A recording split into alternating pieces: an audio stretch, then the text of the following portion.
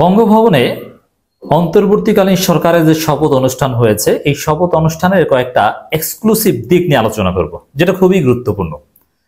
এটা সরকারের যাত্রা এবং এদের দর্শন কি হবে, এরা কিভাবে ফাংশন করবে, এদের ফরেন পলিসি কি হবে, এরা কতটুকু জনগণের আশাকাঙ্ক্ষা পূরণ করতে পারবে, অনেক কিছুর ইঙ্গিত আজকে এই শপথ অনুষ্ঠানে যা ঘটেছে এর মাধ্যমে আমরা পাই। এই শপথ অনুষ্ঠানের একটা বিশেষ দিক হচ্ছে প্রায় সব দেশের রাষ্ট্রদূত বা কূটনৈতিক মিশনের প্রতিনিধি উপস্থিত থাকলেও ভারতের হাই কমিশনার উপস্থিত ছিলেন না। এই বিষয়টা অত্যন্ত তাৎপর্যপূর্ণ। এটা প্রমাণ করে যে ভারত এখনো আওয়ামী লীগের পক্ষে, বরং তারা একটা বড় ভুল করলো। ভারতের যে বড় মার্কেট বাংলাদেশ, এটা হারাবে। ভারত অলরেডি কিন্তু ডক্টর ইউনূসের মাধ্যমে অলরেডি একটা থাপ্পড় খেয়েছে।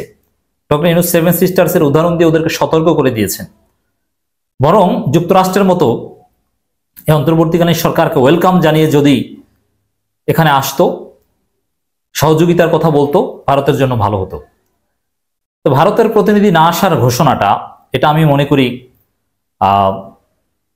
ভারতের এখনো ষড়যন্ত্র প্রমাণ করে এবং বুঝিয়ে শুনিয়ে চাইলে কর্তৃপক্ষ আনতে পারত। এবং আরেকটা বিষয়ে প্রমাণিত হয় যে ভারতের পছন্দের কেউ এখানে নেই, ভারতের কোনো দালাল এই সরকারে নেই। ভারতের একজন দালালও যদি থাকতো তাহলে ভারতের কোনো প্রতিনিধি এখানে থাকতেন। তো ভারতের দালাল মুক্ত একটা অন্তর্বর্তীকালীন সরকার, এটা আজকে শপথ অনুষ্ঠানের সবচেয়ে এক্সক্লুসিভ দিক, ইতিবাচক দিক আমি মনে করি। ভারত বরং এখানে বড় ভুল করলো না এসে। প্রতিযোগিতায় পিছিয়ে পড়বে, চীন আরো বেশি স্পেস পাবে এবং রিজিওনাল সুপার পাওয়ার হওয়ার যে ভারতের গ্লোবাল সুপার পাওয়ার হওয়ার, এটা তো ভারতের জন্য অসম্ভব, এটা ফালতু কথা। তো ভারতের যে সীমাবদ্ধতাগুলো আছে, এতে গ্লোবাল সুপার পাওয়ার হওয়া তাদের পক্ষে কোশ্চিনকালও সম্ভব নয়। তবে রিজিওনাল সুপার পাওয়ার হওয়ার একটা সম্ভাবনা ছিল।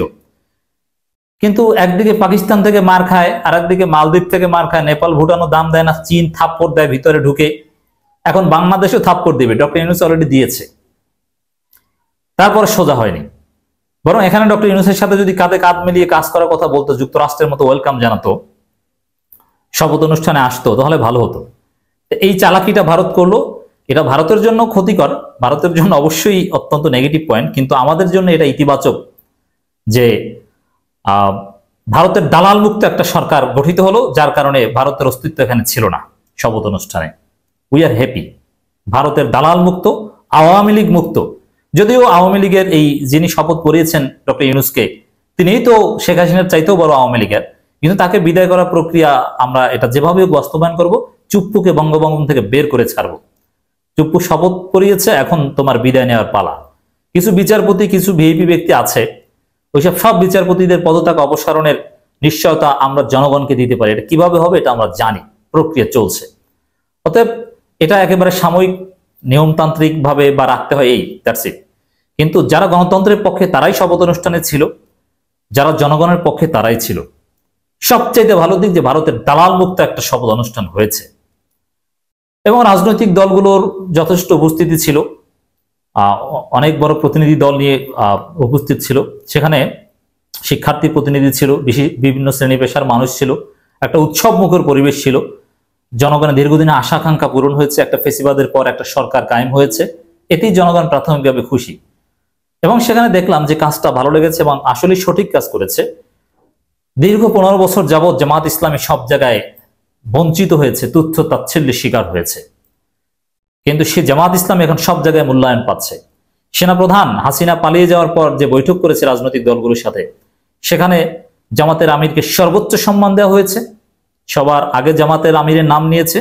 এবং এখানেও বসার চেয়ারে মির্জা ফখরুল, জামাতের আমির, তারপরে জিএম কাদের, মানে একেবারে রাজনীতিবিদদের মধ্যে সবচাইতে গুরুত্বপূর্ণ চেয়ারগুলো, সমমর্যাদার চেয়ার মির্জা ফখরুল পেয়েছেন, জামাতের আমির পেয়েছেন। এবং জামাতের শিবিরের অন্যান্য নেতারাও যথেষ্ট সামনের দিকেই জায়গা পেয়েছিল। এটা কিন্তু একটা মানে সর্বোচ্চ সম্মান এবং বঙ্গভবনে গুরুত্ব পেয়েছে আমিরে জামাত সহ জামাত শিবিরের লোকজন। এটা একটা ইতিবাচক দিক। এবং এটা আলাদাভাবে বলার কারণ হচ্ছে জামাত শিবির সোসাইটিতে মার্জিনালাইজড ছিল, তাদেরকে এতদিন সেকেন্ড ক্লাস সিটিজেনের মতো ট্রিট করা হতো। তারা যে বাংলাদেশের নাগরিক সেটাই রাষ্ট্র মনে করতো না। পুলিশ হোক, রাষ্ট্রীয় বিভিন্ন প্রতিষ্ঠানে কোথায় হোক, জামাত মানে ও বাংলাদেশের নাগরিকই না, ও মনে হয় এখানে রিফিউজি, ও মনে হয় রোহিঙ্গা, এই টাইপের ট্রিটমেন্ট পেত জামাত।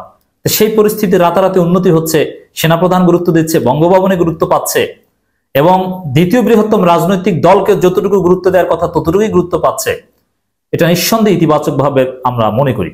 যাই হোক দর্শক, এই বঙ্গভবনের শপথ অনুষ্ঠানের কয়েকটা ভালো দিক আশা করি আপনারা বুঝতে পেরেছেন।